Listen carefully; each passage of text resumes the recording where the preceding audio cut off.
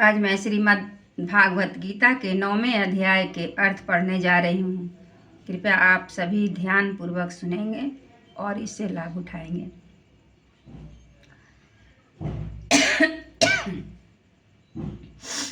उसके उपरांत श्री कृष्ण भगवान बोले, हे अर्जुन, तुझ दोष दृष्टि रहित भक्त के लिए इस परम गोपनीय ज्ञान को रहस्य के सहित कहूँगा कि जिसको जानकर तू दुख रूप संसार से मुक्त हो जाएगा।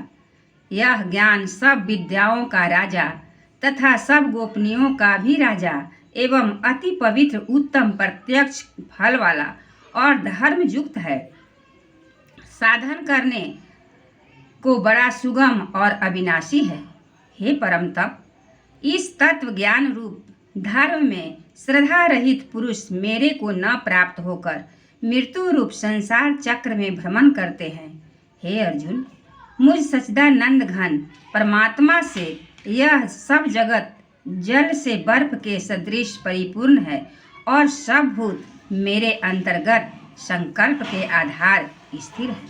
इसलिए वास्तव में मैं उनके स्थिर नहीं हूँ और वे सब भूत मेरे में स्थित नहीं हैं, किंतु मेरी जोग माया और प्रभाव को देख के भूतों का धारण पोषण करने वाला और भूतों को उत्पन्न करने वाला भी मेरा आत्मा वास्तव में भूतों में स्थित नहीं है। क्योंकि जैसे आकाश में से उत्पन्न हुआ सर्वत्र विचरने वाला महान वायु सदा ही आकाश में स्थिर है, वैसे ही मेरे संकल्प द्वारा उत्पत्ति वाले होने से संपूर्ण भूत मेरे में स्थिर है। ऐसे जान। हे अर्जुन, कल्प के अंत में सब भूत मेरी प्रगति को प्राप्त होते हैं, अर्थात प्रगति में लय होते हैं और कल्प के आदि में उनको मैं फिर रचता हूँ। कैसे कि अपनी त्रिगुणमयी माया को अंगीकार करके स्वभाव के बस में परतंत्र हुए इस संपूर्ण भूत समुदाय को बारंबार उनके कर्मों के अनुसार रचता हूँ। हे अर्जुन, उन कर्मों में आसक्ति रहित और उदासीन के सदृश, जिसके संपूर्ण कार्य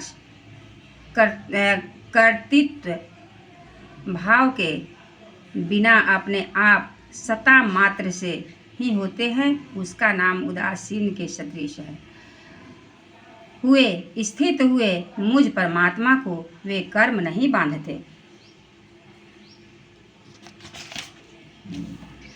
हे अर्जुन, मुझ अधिष्ठाता के सकाश से यह मेरी माया चराचर सहित सर्व जगत को रचती है और इस ऊपर कहे हुए हेतु से ही यह संसार आवागमन रूप चक्र में घूमता है।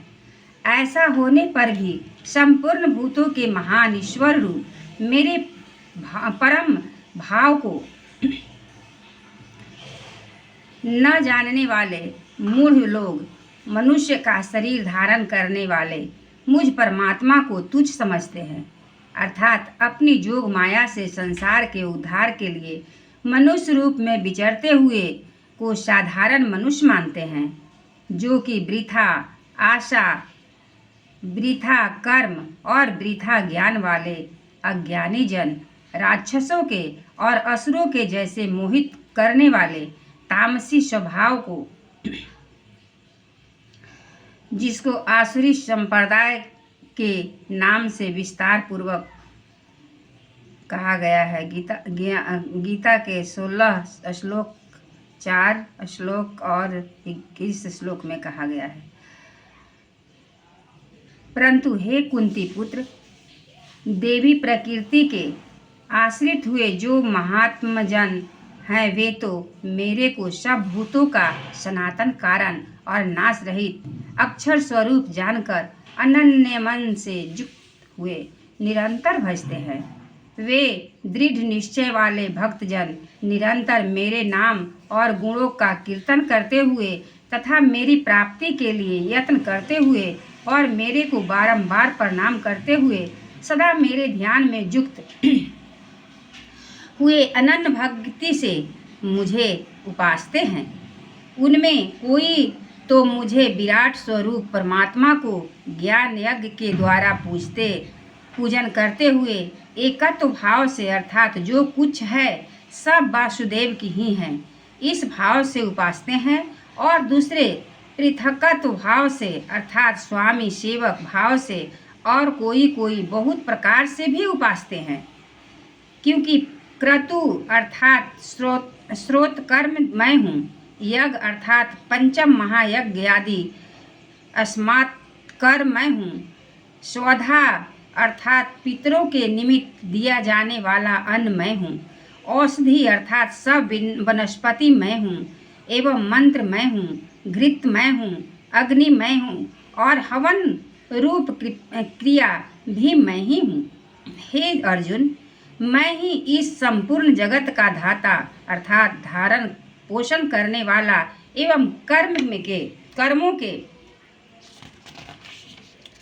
फल को देने वाला तथा पिता माता और पितामह हूँ, और जानने योग्य पवित्र ओंकार तथा ऋग्वेद सामवेद और यजुर्वेद भी मैं ही हूँ।